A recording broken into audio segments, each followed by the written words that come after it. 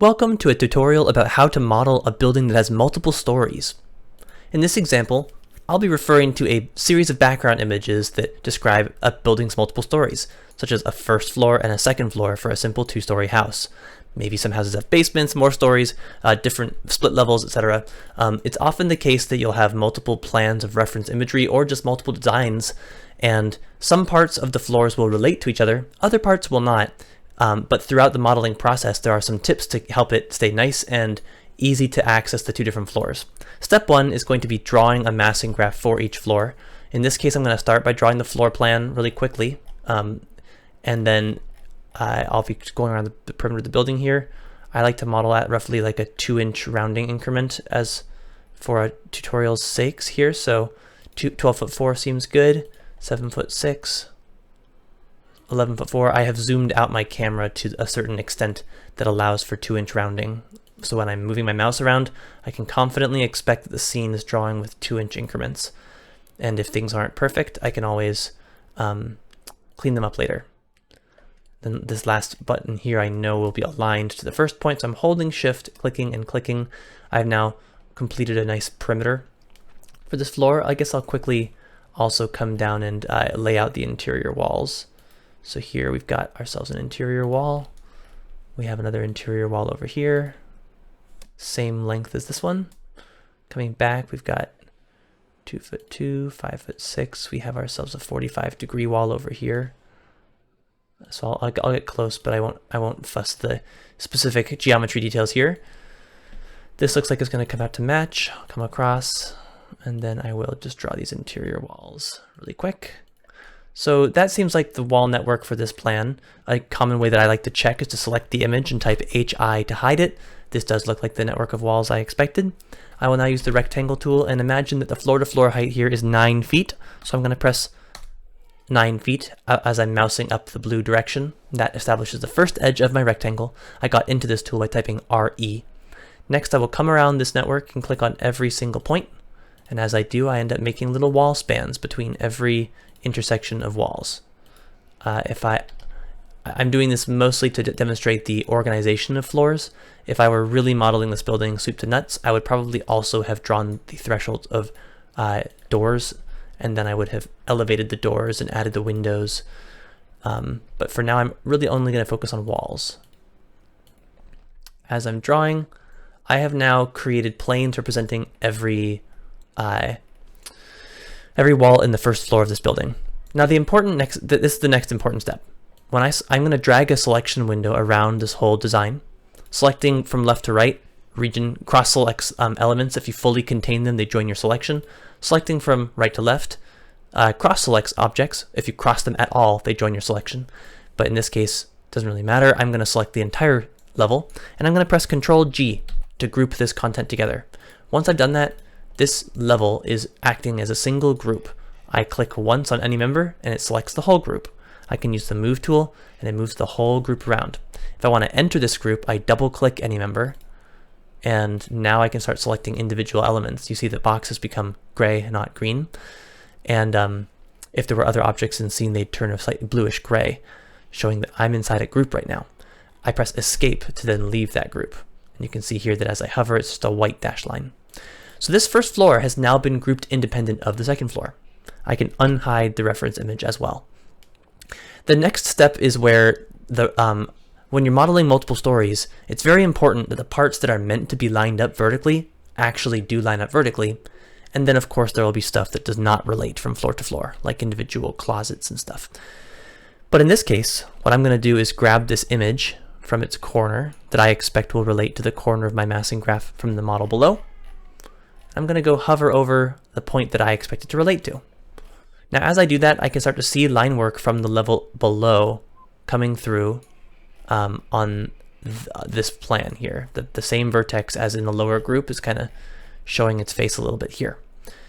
This design does look a little bit narrower. I did not draw this image, and it's not clear to me if the scale is perfect in every direction, but it looks pretty close. I'm going to imagine that this floor plan traveled all the way across the same width as the first floor. In this case, what I will do is I'm going to start using the line tool and tracing the perimeter of this new floor plan. Now, these first 4 clicks represent places where I do want the upper floor content to match the lower floor content. So I made sure to click on these dots. As I'm doing so, I'm drawing new lines that are outside the group space of the points that I hovered over. So those points are helping me snap, but I'm not connecting to them. I'm drawing in the same space as them, but outside their group boundary. So then I will come over here. In fact, I'm going to turn my camera top down again. And I'm clicking on the blue dot of this view cube to do that. And I will move my camera once again so that as I mouse around, I'm seeing a 2-inch snap, so a 3'6" boundary here. Now, like I said, I'm not going to follow the ink of the image perfectly. I'm going to go to the edge of the building because I want that east demising wall to line up. And then I will come over here and here. These walls are not meant to align to the level below. Neither is this. This is kind of a big open space, if I'm not mistaken, from the first floor. And then here, I do see that some alignment is desired over on this side, and this wall is meant to align to them. So I will hold shift while on the green axis here and go snap over to this point and then come across and across. And, in fact, these stairs are meant to align from floor to floor.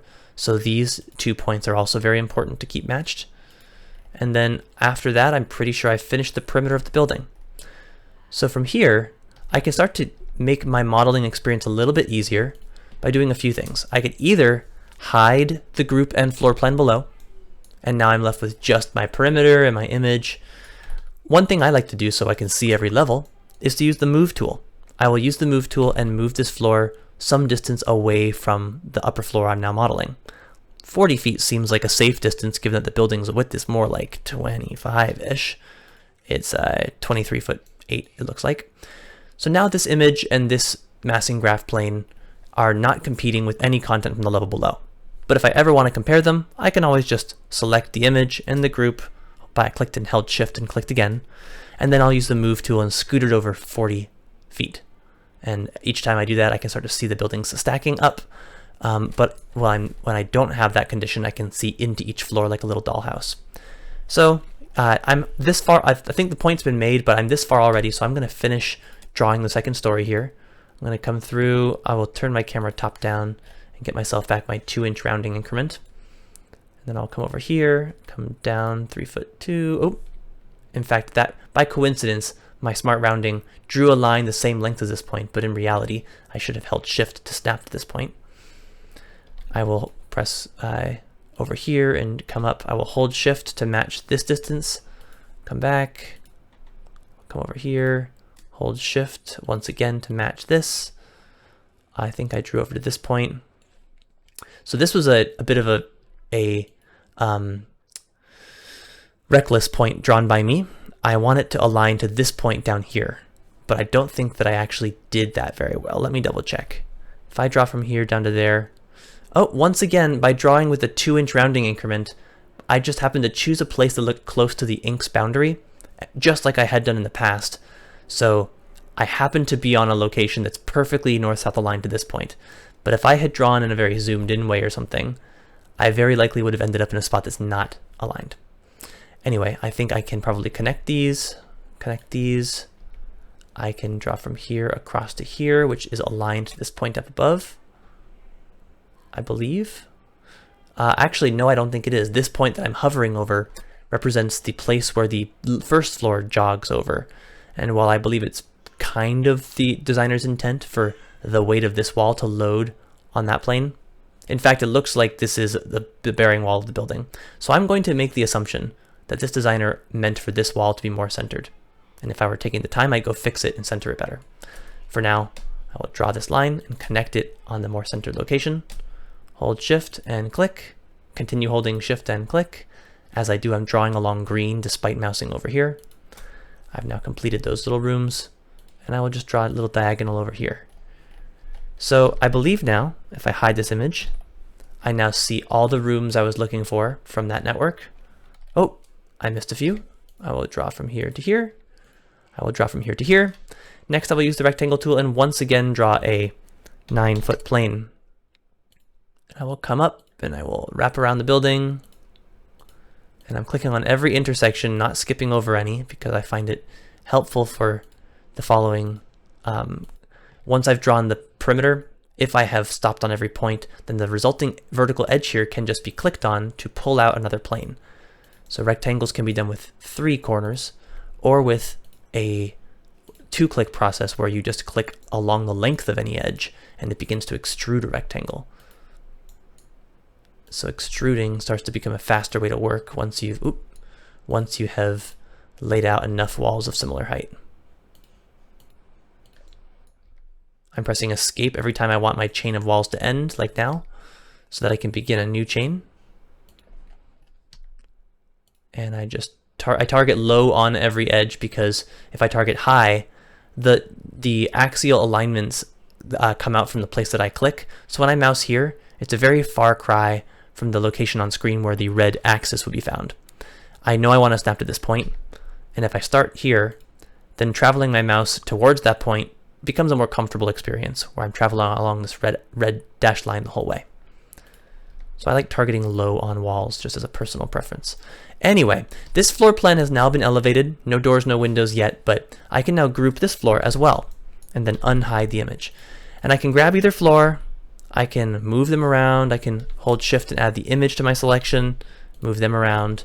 I double click into either floor to begin editing its individual elements. And if I double click over here, you can see I'm editing the first floor, not the second. I can stack these two by moving this whole design 40 feet over and then hiding the image. These become the planes of the 2-story building. If I were to model a roof, I would probably go and do the very same thing. We have more videos about roof design available elsewhere on the tutorial series, but the roof also probably deserves to be its own group so that you can easily grab it and hide it and start to look inside the upper floor. And often I like to model the roof offset an equal amount, where every level is offset a certain amount. So I'd go first floor, basement, then the basement would be over here, first floor, second floor, roof. You may want to offset the other direction, but it just allows for each floor design to be individually touched when needed. And the stairwell might be modeled here, rising 2 stories, so that when it gets moved over, it threads perfectly into any content around the stairwell on the second floor. Or even the walls could go double height. But one of the big takeaways from this video is that if you have content that you really, really want to be aligned, like logically it makes a lot of sense to align it from one floor to the other, then moving the traced image onto the first floor and tracing the elements that you wish would be aligned is a very important step. After that, all the unrelated content can be freely drawn. Good luck on modeling multi-story buildings, and as always, if you have any questions, drop us a line at support@modumate.com or info@modumate.com. We're happy to answer any more questions, maybe even film more tutorials based on what you, the community, ask for. Thanks for watching.